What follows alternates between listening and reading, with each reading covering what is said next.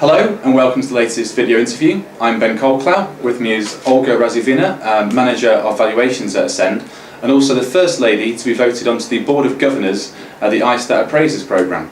Congratulations, Olga. Thank you, Ben. Today we're going to be talking about the latest developments in the aircraft market.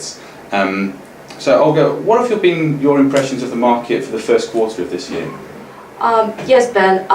The beginning of the 2011 is certainly bringing much more optimism to the market. Obviously, the banks are now receiving their new spending budgets. There is no concern about the funding gap for the new aircraft deliveries this year. There are still remaining some concerns about the refinancing of the aging fleets. However, the definition of the desirable aircraft now is changing, whereas last year a lot of people were talking that the financing is available for aircraft only younger than 5 years. Now we're moving to a 7-year mark. So this is certainly an optimistic note. We are also seeing a lot of lease rates firming up for the in-production aircraft, especially the wide bodies and some of the popular narrow bodies. All of these developments, of course, you can track live on the Ascend Online V1 Values, which incidentally celebrates its 10th birthday this year. And what's the outlook like for the rest of the year? Looking at the rest of the 2011, there are some clouds on the horizon. Of course, the political instability is potentially driving the oil prices very unpredictable. Also, the situation in Japan and the European austerity measures are not helping the consumer confidence. So these things may put a bit of a upset on the airline recovery. It is also very much subject to the disciplined approach by the airlines to their capacity control. And historically, that has been a very difficult task for the airlines.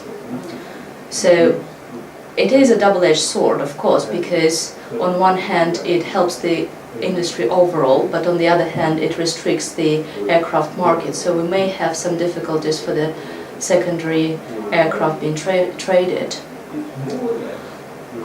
However, hopefully the airlines will be aided by the entry into service of the very much awaited and long delayed 787, which is ought to bring the new efficiency and much lower fuel consumptions for the operator.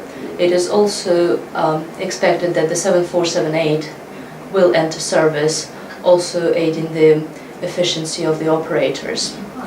There are also a lot of new aircraft in different stages of development at the moment, and this is going to be one of the topics at the Ascend's Aviation Finance Forum in Japan in September this year. The A320neo has been talked about a lot recently. What's your view on the aircraft and how it might affect the market? Of course, the A320neo is one of the most widely discussed topics in the industry at the moment, and it is only an offer now, and we're yet to see the official launch of this option, which possibly will happen later this year.